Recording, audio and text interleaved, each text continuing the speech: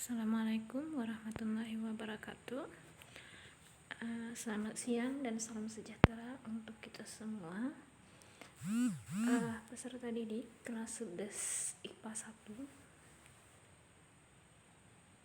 Kita menggunakan classroom baru ya. Kemarin itu classroomnya mungkin karena drive ibu itu penuh, makanya tugas-tugas tidak mau terkirim. Banyak tugas yang kita kirim melalui WA, seperti membuat ibu singgung ini, membuat mind mapping itu masih ada yang belum mengirimkan. Coba tolong nanti dikirim lewat Google Classroom. Ibu harapkan ini kesadarannya agar sedikit terangsang pikiran kita untuk belajar gitu. Jadi ibu di sini ingin menjelaskan sedikit tentang POC di Indonesia. Jika pertama kali yang datang ke Indonesia itu adalah Portugis, kemudian Spanyol, kita akan membahas sedikit tentang bangsa Belanda. Jadi pendudukan orang bangsa Belanda di Indonesia itu ada beberapa fase. Yang pertama itu ada fase POC. Apa itu POC? POC itu adalah perusahaan dagang. Jika dilihat perusahaan dagang ini istilahnya itu sama dengan perusahaan ya. Dilihat di sini ada 3 perusahaan dagang besar di Asia, tapi milik orang Eropa. Yang pertama itu ada The British East India Company di Calcutta, ini punyanya Inggris. British East Indies Company, ini baru POC punyanya Belanda, ini berpusat di Indonesia. Kalau IEC ini, The British East India Company, ini adalah perusahaan dagang Inggris tapi berkuasa di India. Makanya kita mendengar bahwa India itu dia adalah persemakmuran Inggris, sama juga dengan Malaysia. Mereka istilahnya dijajah oleh Inggris. Kalau kita Indonesia itu dijajah oleh Belanda. Dari POC inilah kita memiliki wilayah Indonesia seluas sekarang ini. Ada lagi French East India Company, ini Prancis. Sejarah POC. Sejarah POC ini, POC dibangun pada 20 Maret 1602 dengan tujuan menghindari persaingan dagang antar pedagang-pedagang, kongsi-kongsi Belanda. Kemudian memperkuat posisi Belanda dalam menghadapi persaingan bangsa lain, memonopoli perdagangan rempah-rempah di Indonesia. Yang terakhir itu membantu pemerintah Belanda dalam menghadapi pendudukan Spanyol di Eropa. Jadi setelah mereka kan sekitar abad ke-13, sedangkan POC ini abad ke-17 ya. Abad ke-16 itu kan setelah Belanda masuk ke Indonesia dengan mendirikan pedagang-pedagang sendiri, kongsi-kongsi dagang sendiri, sudah mapan. Jadi bagaimana pedagang-pedagang ini tidak ada persaingan antar pedagang sendiri gitu. Sedangkan Inggris memiliki kongsi dagang juga. Maka didirikanlah POC ini supaya lebih solid antara pedagang-pedagang Belanda yang ada di Nusantara. Kemudian memperkuat posisi Belanda dalam menghadapi pesaing dengan bangsa lain, terutama Inggris. Kemudian ada lagi memonopoli perdagangan rempah-rempah di Indonesia. Ini sudah tidak asing lagi bagi kita ya. Kemudian membantu pemerintahan Belanda dalam menghadapi pendudukan Spanyol. Jadi dulu Belanda ini pernah dijajah oleh bangsa Spanyol. Kemudian karena POC ini berkembang pesat dan banyak kontribusinya, baik itu di bidang ekonomi terhadap negaranya di Belanda, maka pemerintahan Belanda memberikan hak oktroy. Apa itu hak oktroy?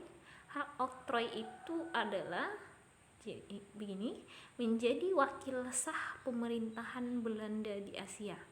Jadi sebenarnya POC itu bukan suatu pemerintahan, tapi karena ada hak oktroy ini, mereka bisa leluasa memerintah, artinya bisa melakukan kerjasama terhadap raja-raja lokal, membuat kebijakan-kebijakan apapun. Itu mereka tidak perlu lagi mereka meminta izin terhadap pemerintahan Belanda, karena mereka sudah diberi hak. Apapun kebijakan-kebijakan yang dilakukan di Asia itu terserah kepada POC. Itu yang disebut dengan hak oktroy. Kemudian di sini ada lagi yang kedua, melakukan monopoli perdagangan. Kalau kita sekarang di dalam perdagangan kan ada undang-undang diatur oleh pemerintah. Kalau POC ini tidak, mereka apapun yang mereka lakukan, entah itu mau melakukan transaksi dengan siapapun, itu terserah oleh POC, yaitu hak-hak yang memang tidak dibatasi oleh pemerintahan Belanda. Kemudian lagi, yang ketiga itu mencetak dan mengedarkan mata uang sendiri. Yang keempat ada mengadakan perjanjian. Yang kelima menjalankan kekuasaan kehakiman. Yang keenam memungut pajak. Yang ketujuh memiliki angkatan perang sendiri.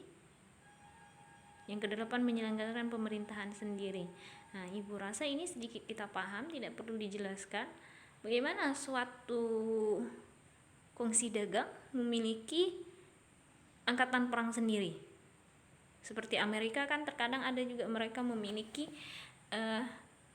kekuatan militer sendiri yang punyanya swasta, biasanya itu disewakan gitu. Begitu juga POC, mereka punya tentara sendiri. Ini bahkan untuk perang gitu. Kemudian di sini ada kebijakan-kebijakan POC di Indonesia. Contingentan Developers Leperenti, menyingkirkan pedagang lain baik dari pedagang Jawa, Melayu, Arab, dan Cina dari aktivitas perdagangan rempah-rempah. Jadi gini, yang poin nomor 2 ini, Belanda ini melarang jika orang pribumi atau petani pribumi menjual rempah-rempahnya kepada pedagang Jawa, Melayu, Arab, Cina. Itu tidak boleh. Jadi mereka, karena rempah-rempah ini, kalau rempah-rempah ini kan banyaknya di daerah seperti Maluku, daerah Ambon di sana, daerah timur Indonesia ini adalah merupakan penghasil rempah-rempah. Jadi ada yang namanya, kalau kita belajar sejarah Indonesia di kelas 10 kemarin, ada kerajaan Ternate dan Tidore. Itu kan pedagang-pedagang mereka itu juga tidak hanya karena kita antara Pulau Jawa, Sumatera itu kan merupakan negara-negara tersendiri. Jadi orang-orang yang ada di Maluku tidak boleh berdagang dengan pedagang Jawa, Melayu, Arab, Cina. Jadi semua hasil rempah-rempah itu wajib dijual ke POC. Itu yang disebut dengan poin nomor 2 itu. Kemudian menentukan luas area penanaman serta jumlah penanaman rempah-rempah. Di sini karena kan jika suatu tanaman, prinsip ekonomi ini, kalau sebuah barang itu tersedia terlalu banyak, maka nanti akan berakibat turun harga. Maka POC memiliki kebijakan berapa sebenarnya lahan yang efektif perlu ditanam, berapa rempah-rempah yang perlu ditanam, sehingga harga rempah-rempah itu stabil. Kalau eksterpasi ini artinya menanam tanaman yang memang laku di pasaran gitu. Kemudian ada yang selanjutnya, mewajibkan setiap kerajaan melakukan perjanjian dalam rangka penyerahan upeti tahunan kepada POC. Nah, jadi seperti kepada kerajaan Mataram Islam di Pulau Jawa gitu, sampai terpecahnya menjadi beberapa kerajaan. Beberapa kerajaan atau negara yang masih berdiri itu mereka harus melakukan perjanjian. Jadi istilahnya negara-negara atau kerajaan-kerajaan yang ada di Nusantara itu di bawah POC. Dan kalau kita di bawah sistem upeti, artinya memberikan tahu upeti kan, memberikan pajak lah istilahnya sekarang ini, pajak negara kepada POC. Kalau pajak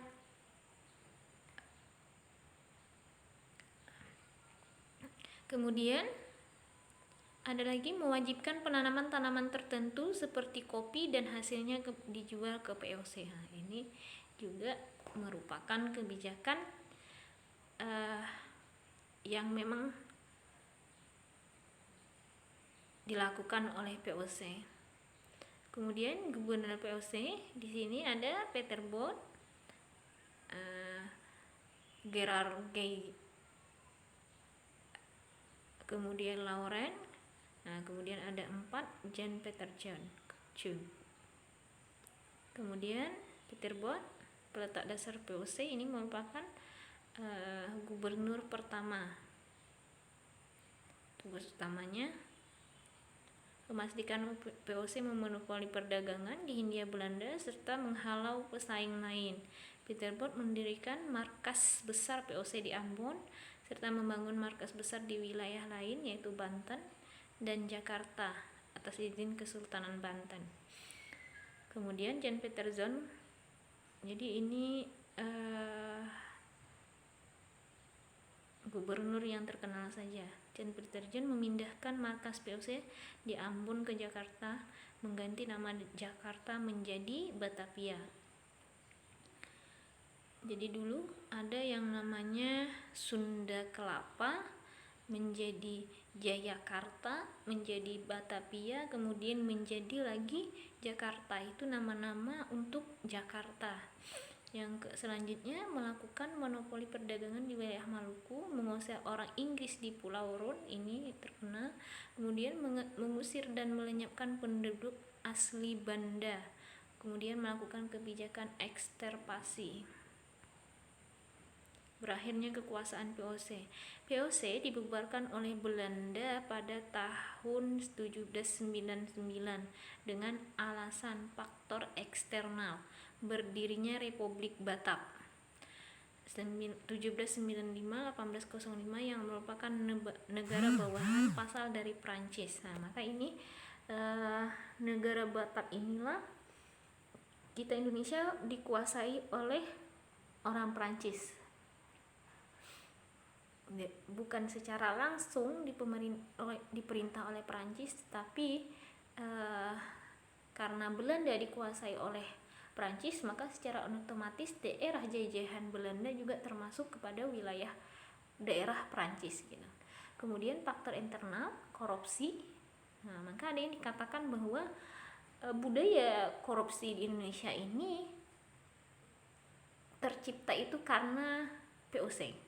Jadi semenjak dari POC itulah sampai sekarang korupsi itu mendarah daging di negara kita dan sulit untuk dihapuskan. Ini ada sebagian orang yang berpendapat begitu. Kemudian ada lagi, pegawai POC melakukan perdagangan rempah-rempah demi kepentingan sendiri-sendiri. Nah, contohnya gini, mereka dapat rempah-rempah dari petani, tetapi tidak menjadi milik perusahaan, dijual sendiri dengan harga dan keuntungan untuk sendiri. Kemudian perdagangan gelap merajalela, tingginya biaya perang, ini terutama biaya perang kepada pribumi yang melawan terhadap VOC, terutama perang kerajaan Mataram Islam ini, Ageng Tirtayasa. Kemudian lagi persaingan dengan Inggris yang berdiri di India. Kemudian pemasukan kecil serta hutang yang menumpuk. Nah, demikian terima kasih. Sampai di sini dulu Ibu menjelaskan. Ibu harap nanti PowerPoint Ibu kirim. Silahkan jika ada pertanyaan bisa juga ditanyakan atau bisa mencari referensi-referensi yang lain. Ibu akhiri, wabillahi taufiq wal hidayah. Assalamualaikum.